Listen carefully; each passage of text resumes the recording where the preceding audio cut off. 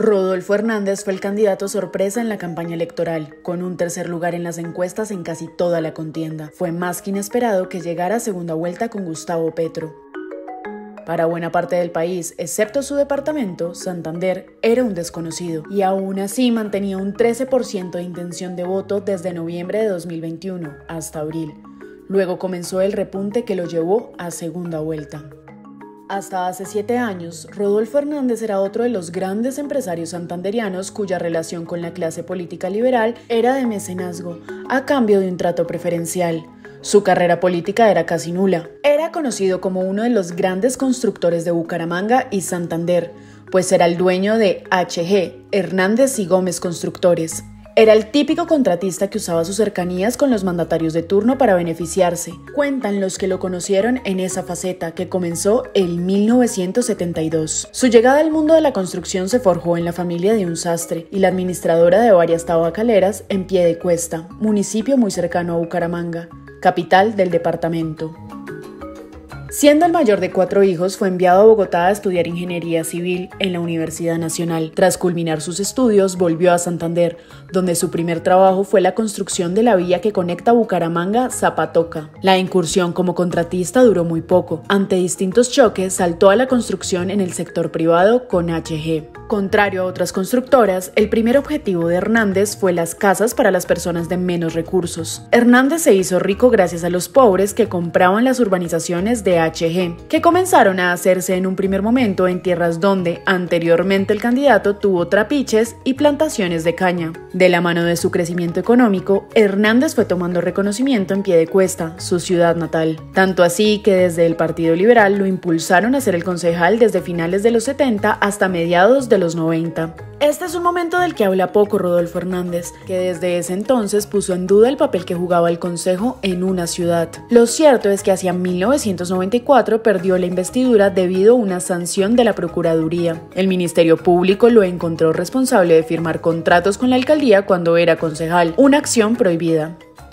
Aunque la defensa es que este no ejercía la labor puesto que se hacía elegir, pero luego dejaba en funciones a su suplente.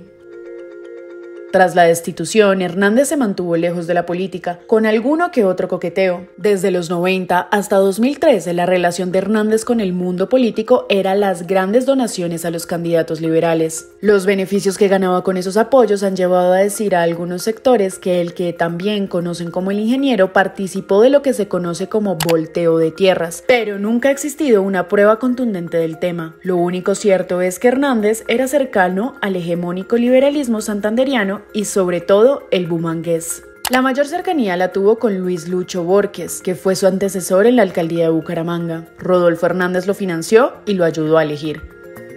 Pero al final terminaron en pelea y enemistados. Las versiones de la ruptura son muchas. Algunos apuntan a que sería por volteo fallido de tierras, mientras que otros aseguran que Hernández se dio cuenta de lo corrupta que era la alcaldía de Borges, cuestionada por varios escándalos, por lo que decidió romper cobijas con su antiguo aliado. La ruptura fue total. Hernández se alejó del Partido Liberal, del que fue su financiador, y lanzó su propio movimiento, la Liga de Gobernantes Anticorrupción. Hernández ganó la alcaldía de Bucaramanga en 2015 lejos de las maquinarias tradicionales y con un discurso de la lógica, ética y estética, una teoría creada por su hermano, Gabriel Hernández, apelando al imperativo categórico kantiano, entre otros temas filosóficos, y haciendo una campaña lejos de la política tradicional. Rodolfo Hernández impuso a las maquinarias tradicionales de Bucaramanga. Sin el típico evento multitudinario, afiches, vallas y demás, la campaña de Hernández se centró en mostrar la teoría de su hermano y su visión de la ciudad a través de charlas que hacían en su apartamento y a las que invitaba a 100 personas por sesión, que normalmente se hacían 3 veces al día. Al final, Hernández impuso con esta campaña extraña, en gran parte ayudado en la división de los votos entre 2 candidatos y en la promesa de la construcción de 20.000 casas, que nunca se pudieron realizar por problemas de distinta índole. Los 4 años de gobierno de Hernández se caracterizaron por austeridad, la recuperación de las finanzas de la ciudad, secretarios muy técnicos pero poco conocedores del manejo político, pésimas relaciones con el Consejo, el escándalo de Vitalogic y las continuas salidas en falso. Sobre esto último, el dossier es tan grande que aún hoy se sacan estas grabaciones para atacarlo. No solo fue la cachetada del concejal John Claro,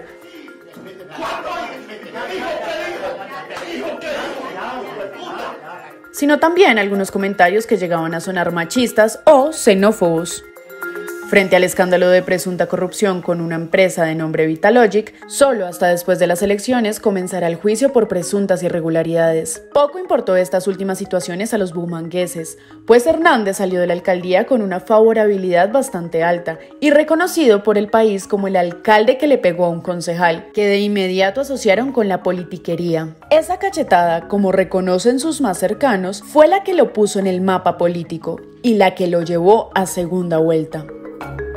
Este fue el hecho que lo dio a conocer e impulsó una campaña que poco estuvo en la calle y que se basó en las redes sociales principalmente. Hernández se volvió viral y el rey de TikTok. Con este reconocimiento y unas cuantas cuentas salidas a eventos en el territorio colombiano, lejos de las movilizaciones tradicionales, el exalcalde de Bucaramanga le alcanzó para llegar a segunda vuelta con Petro el 29 de mayo. Desde entonces estuvo en el ojo del huracán y fue el objetivo de duros cuestionamientos que han sembrado dudas en su trayectoria empresarial y política.